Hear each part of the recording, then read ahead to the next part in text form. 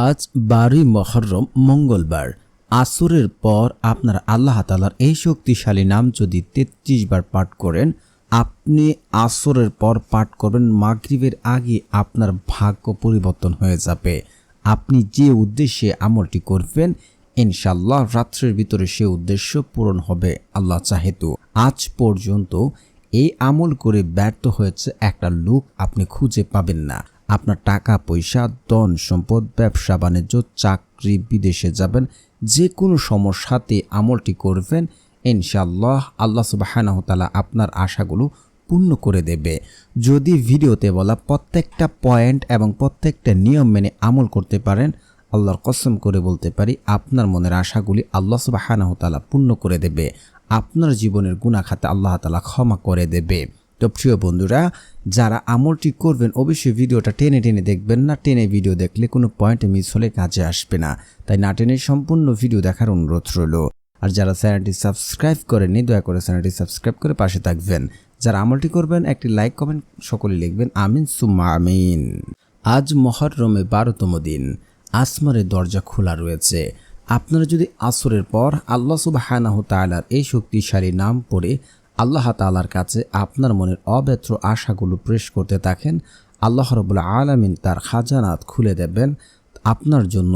আপনার জীবনের অভাব অনটন সব কিছু আল্লাহ তাআলা দূর করে দেবেন। আপনি আপনার ইচ্ছা মতো ভাগ্যকে পরিবর্তন করতে পারেন। এখন কথা বলবেন যে ভাগ্য কিভাবে পরিবর্তন হয়? জি ভাই, তাকদির কখনো পরিবর্তন হয় না, কখনোই হয় না। যেটা আপনার তকদিরে লেখা আছে সেটা ঘটবেই, সেটা আপনি কোনোভাবেই পরিবর্তন করতে পারবেন না। কিন্তু তাকদির মাঝে মাঝে পরিবর্তন হয়ে যায় দোয়ার মাধ্যমে। দোয়ার শক্তি এতটাই যে বান্দার ভাগ্য পরিবর্তন করতে পারে। যদি আপনি ভালো করে দোয়া করতে পারি, আমাদের তাকদির পর্যন্ত পরিবর্তন হতে পারে। এমন অনেক শুনবেন মুমূর্ষ রোগী, আর বেঁচে দিন বাঁচবে না, হসপিটাল থেকে তাকে বাড়িতে পাঠিয়ে দেওয়া হয়েছে, তারা চিকিৎসা হবে না, কিন্তু দেখা যায় যে সে 10 বছর আরও বেঁচে ছিল। এটা কি মাধ্যমে সে বেঁচেছে? একমাত্র হচ্ছে আল্লাহ তাআলার রহমত এবং তার দোয়ার উসিলাতে, তার সে দোয়ার বরকতে সে বেঁচে গেছে। তো আল্লাহ সুবহানাহু ওয়া তাআলার কাছে যদি আমরা চাই, সে দোয়ার মাধ্যমে আল্লাহ তাআলা আমাদের ভাগ্য পরিবর্তন করে দেবেন। আপনারা তিরমিজি শরীফের হাদিস 2139 নম্বর হাদিসটা যাচাই করে দেখতে পারেন। বান্দার ভাগ্য পরিবর্তন হতে পারে কেবল দোয়ার মাধ্যমে। অন্য কোনো পদ্ধতি বা অন্য কোনো ওয়ে নেই যে বান্দার ভাগ্য পরিবর্তন হতে পারে। ভাগ্য কিন্তু বা তকদির কিন্তু আমাদের পৃথিবীর সৃষ্টি হওয়ার 50,000 বছর আগেই আল্লাহ সুবহানাহু ওয়া তাআলা আমার আপনার দুনিয়ার সকল প্রাণী জীবের ভাগ্য তকদির লেখা হয়েছে। কিন্তু এমন কিছু আছে যে ভাগ্যে যেটা দোয়ার মাধ্যমে, আমলের মাধ্যমে পরিবর্তন করা সম্ভব। আল্লাহ রাসূল সাল্লাল্লাহু আলাইহি ওয়াসাল্লাম বলেছেন, যখন কোনো বান্দা আল্লাহ তাআলার কাছে 2 হাত তুলে দোয়া করেন, আল্লাহ রাব্বুল আলামিন সেই বান্দার দোয়া কবুল করে নেন। বান্দার হাতকে খালি হাতে ফেরত দিতে লজ্জাবোধ করেন। কিন্তু আল্লাহ রাব্বুল আলামিন আমাদের তৌফা বা আমাদের দোয়াগুলো কয়েকটি শর্তের মাধ্যমে তা কবুল করেন। শর্ত কি? শর্ত হচ্ছে আপনি যে পাপ করছেন, এখনই স্টপ হয়ে যান। আপনি যদি পাপ করেন, আল্লাহ তাআলার কাছে দোয়া করেন, তাহলে কি আপনার দোয়া কবুল হবে? আপনি সুদ খাচ্ছেন, আবার আল্লাহ তাআলার কাছে ক্ষমা চাচ্ছেন, আপনি ঘুষ খাচ্ছেন, আবার আল্লাহ তাআলার কাছে ক্ষমা চাচ্ছেন, তাহলে তো আপনার দোয়া কখনোই কবুল হবে না। আপনি যে পাপ করছেন সে পাপ থেকে আপনাকে আগে স্টপ হতে হবে, তারপর আপনাকে দোয়া করতে হবে। দ্বিতীয় হচ্ছে যে আপনি যে পাপ করেছেন সেটার জন্য আপনাকে নিজে অনুতপ্ত হতে হবে, যে আমি যে পাপ করেছি সেটাকে আপনাকে ঘৃণা করতে হবে, আপনাকে প্রতিজ্ঞা করতে হবে যে আপনি আর কখনো সেই পাপ করবেন না। আপনি যদি নিজে নিজে ঘৃণা করেন এবং আপনি সে পাপ না করেন, তাহলে আপনার দোয়া কবুল হবে। তৃতীয়ত হচ্ছে আপনি কখনো সে পাপ করবেন না, এমন সংকল্প নিয়ে আল্লাহ তাআলার কাছে তওবা করা, যে আমি আর কখনো এমন পাপ করব না, অন্তর থেকে ঘৃণা করতে হবে। এই শর্তগুলি মেনে যদি আপনি দোয়া করেন, আল্লাহর কসম করে বলতে পারি আপনার দোয়া আল্লাহ সুবহানাহু ওয়া তাআলা কবুল করবে। আপনাকে পূর্বে গুনার জন্য লজ্জিত হতে হবে, অনুতপ্ত হয়ে আল্লাহ তাআলার কাছে চাইতে হবে। দেখুন, আল্লাহ সুবহানাহু ওয়া তাআলার কাছে 2 ফোঁটা সবচেয়ে প্রিয়। এক হচ্ছে যে বান্দা মানে যুদ্ধের ময়দানে শহীদের রক্তের ফোঁটা, আর এক ফোঁটা হচ্ছে অনুতপ্ত বান্দার চোখের পানির ফোঁটা। দেখুন, আপনি যদি পাপ না করতাম, আমি আপনি যদি গুনাহ না করতাম তাহলে আল্লাহ সুবহানাহু ওয়া তাআলা আমাদের বাদ দিয়ে এমন এক জাতি তৈরি করত যে জাতি গুনাহ করত, সকালবেলায় সন্ধ্যার বেলায় আল্লাহ তাআলার কাছে ক্ষমা চাইতো। আল্লাহ তাআলার কাছে সবচেয়ে প্রিয় বান্দা হচ্ছে যে বান্দা গুনাহ করে আবার আল্লাহ তাআলার কাছে সে গুনার জন্য তওবা করে লজ্জিত হয়ে আল্লাহর দিকে ফিরে আসে। তো আপনারা সবসময় ইস্তেগফার পড়বেন। দেখুন আল্লাহ রাসূল সাল্লাল্লাহু আলাইহি ওয়াসাল্লাম দিনে 70 থেকে 100 বার, বিভিন্ন রিওয়ায়াতে 100 বার তিনি আল্লাহ তাআলার কাছে ক্ষমা চেয়েছেন, তওবা করেছেন।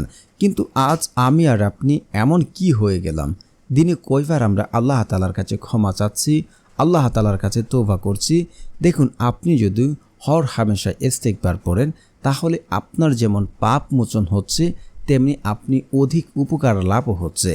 যেমন আপনি বাকি সময় অযথা সময় কাটাচ্ছেন, আপনি হাঁটার সময় যে কোনো সময় যদি বেশি বেশি ইস্তেগফার পড়েন তাহলে আপনার জীবনে কিছু পরিবর্তন আপনি নিজেই লক্ষ্য করতে পারবেন।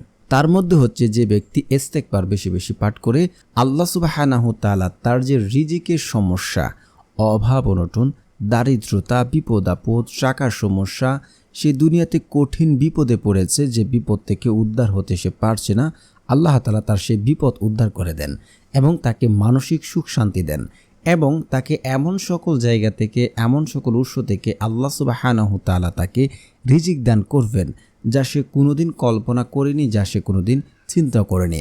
আপনারা আবু দাউদ হাদিস নাম্বার 1518 একটু যাচাই করে দেখবেন। আর সবচেয়ে বড় পুরস্কার, মহা পুরস্কার তো হচ্ছে তাকে মুস্তাজাবুদ দাওয়া বানিয়ে দেন। আপনারা কি জানেন মুস্তাজাবুদ দাওয়া কাদেরকে বলা হয়? যে ব্যক্তি আল্লাহ তাআলার কাছে 2 হাত তুলে দোয়া করতে দেরি হয় তার দোয়া কবুল হতে এক মুহূর্ত দেরি হয় না, আল্লাহ তাআলা সাথে সাথে তার দোয়া কবুল করে নেন। তো আজকের এই আমলটির জন্য আপনারা অবশ্যই 21 বার ইস্তেগফার পড়বেন। আস্তাগফিরুল্লাহ, আস্তাগফিরুল্লাহ, আস্তাগফিরুল্লাহ, আস্তাগফিরুল্লাহ, আস্তাগফিরুল্লাহ, আস্তাগফিরুল্লাহ এইভাবে পড়বেন না, তাহলে উচ্চারণ সঠিক হবে না, কাজে আসবে না। তারপর প্রিয় ভাই ও বোনেরা, আপনারা যদি চান যে আপনারা মৃত্যুর সাথে সাথে জান্নাতে যেতে, তাহলে এই আমলটি করবেন। আমলটি হচ্ছে প্রত্যেক নামাজের পর আপনার আয়াতুল কুরসিটা পড়বেন। আর যেহেতু আমরা আজকের এই আমলেও আয়াতুল কুরসি পড়ব, তাই আপনাদেরকে বলবো আপনারা প্রত্যেক নামাজের পর আয়াতুল কুরসি পড়বেন। আয়াতুল কুরসি যে প্রত্যেক ফরজ নামাজের পর পড়েন, আপনার মৃত্যু হচ্ছে না বিদায় আপনি জান্নাতে যাচ্ছেন না। যে ব্যক্তি আয়াতুল কুরসির নিয়মিত আমল করে সে মৃত্যুবরণ করবে এবং সে জান্নাতে যাবে। আয়াতুল কুরসি এতটা পাওয়ারফুল। তো যারা পারেন না আমার সাথে সাথে শুনে নিন এবং শুনলে হবে ইনশাল্লাহ আপনারা পড়তেও পারেন। আল্লাহু লা ইলাহা ইল্লা হুয়াল হাইয়ুল কাইয়্যুম লা তাখুযুহু সিনআতু ওয়া লা নাওম লাহু মা ফিস সামাওয়াতি ওয়া মা ফিল আরদ মান জাল্লাযী ইয়াশফাউ ইনদাহু ইল্লা বিইজনিহি ইয়ালামু মা বাইনা আইদিহিম ওয়া মা খালফাহুম ওয়া লা ইউহিতুনা বিশাইয়্যিন মিন ইলমিহি ইল্লা বিমা শাআ ওয়াসি'a কুরসিয়্যুস সামাওয়াতি ওয়াল আরদ ওয়া লা ইয়াউদু হিফযুহুমা ওয়া হুয়াল আলিয়্যুল আযীম। আপনারা একবার আয়াতুল কুরসি পড়ে নেবেন আজকের এই আমলটির জন্য। তারপরে হচ্ছে আপনারা পড়ে নেবেন দুরূদ শরীফ। কারণ রাসূল সাল্লাল্লাহু আলাইহি ওয়াসাল্লামের উপর যদি কেউ একবার দুরূদ শরীফ পড়ে তাহলে তার 10টি গুনাহ মাফ করা হয় এবং তার 10টি মর্যাদা বৃদ্ধি করে দেওয়া হয়। এবং কেউ যদি রাসূল সাল্লাল্লাহু আলাইহি ওয়াসাল্লামের উপরে দুরূদ না পড়ে তাহলে তার দোয়া কবুল করা হয় না, সেটা আসমানে গিয়ে ঝুলন্ত অবস্থায় থাকবে। ধরুন আপনার মোবাইলে ব্যালেন্স নেই, আপনি যদি কারো কাছে আপনি মোবাইলে মেসেজ পাঠান তাহলে কিন্তু আপনার মেসেজটা যাবে না। একটি এমনি আপনি দোয়া করছেন, আপনি চাচ্ছেন দোয়া কবুল হোক, তাহলে যদি রাসূল সাল্লাল্লাহু আলাইহি ওয়াসাল্লামের উপরে দুরূদ না পড়েন তাহলে কাজে আসবে না। আপনারা যারা বড় দুরূদ পারেন, দুরূদে ইব্রাহিম, আপনারা সেটা পড়বেন। না হয় আপনারা দোয়ার প্রথমে আপনারা 3 বার দুরূদ শরীফ পড়বেন, সাল্লাল্লাহু আলাইহি ওয়াসাল্লাম, সাল্লাল্লাহু আলাইহি ওয়াসাল্লাম, সাল্লাল্লাহু আলাইহি ওয়াসাল্লাম। তারপর আপনারা দোয়া শুরু করার পর আবার শেষে 3 বার দুরূদ শরীফ পড়বেন, সাল্লাল্লাহু আলাইহি ওয়াসাল্লাম, সাল্লাল্লাহু আলাইহি ওয়াসাল্লাম, সাল্লাল্লাহু আলাইহি ওয়াসাল্লাম।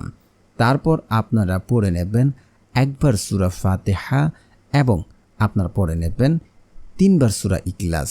তারপর যারা আপনার ঋণগ্রস্ত আছেন, আপনার ঋণ অনেক হয়ে গিয়েছে যার কারণে আপনি মানুষের সামনে মুখ দেখাতে পারছেন না, লজ্জায় মানুষের সামনে যেতে পারছেন না, ঋণ পরিশোধ করতে আপনি একেবারে অপারগ হয়ে গেছেন, কোনোভাবে ঋণ পরিশোধ করতে পারছেন না, এই দোয়াটি পড়ে অধিকাংশ সাহাবীর জীবনে তারা ঋণ পরিশোধ করেছে।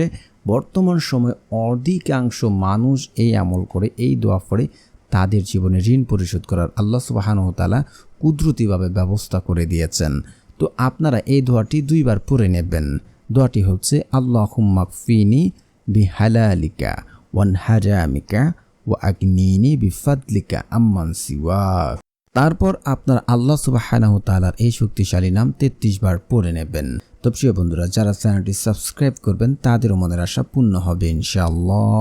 আল্লাহ সুবহানাহু ওয়া তাআলার সেই শক্তিশালী নামটি হচ্ছে ইয়া মালিকু, ইয়া মালিকু, ইয়া মালিকু।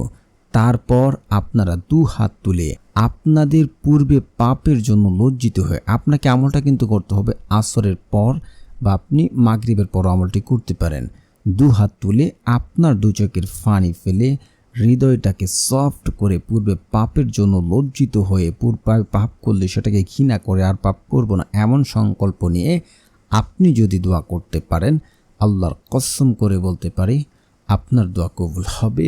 100% নিশ্চিত থাকতে পারেন। আপনি যা চান আল্লাহ তাআলা আপনাকে তাই দান করবেন, এটা আল্লাহর ওয়াদা। আর দোয়া কখনোই বরখেলাপ হয় না, দোয়া কখনোই আল্লাহ তাআলা তার বান্দাদেরকে না করতে জানেন না। আল্লাহ তাআলা দোয়া কবুল করে নেন। তো প্রিয় বন্ধুরা, আপনারা দোয়া শেষে আমিন আমিন সুম্মা আমিন বলে দোয়া শেষ করবেন। তারপরে যদি নিজে নিজে শিওর হতে পারেন আমার দোয়া কবুল হয়েছে, আল্লাহ শুনেছে, 100% নিশ্চিত থাকেন আপনার দোয়া কবুল হবে। তো যারা আমলটি করছেন একটি লাইক এবং আপনার যে মনের আশা রয়েছে সেই মনের আশাটুকু বলে যাবেন, এবং আপনার বন্ধুর যেন উপকারে আসে সেজন্য দিনই সাথে আপনি ভিডিওটা শেয়ার করে দেবেন। আর সকলে কমেন্টে লিখবেন আমিন সুম্মা আমিন।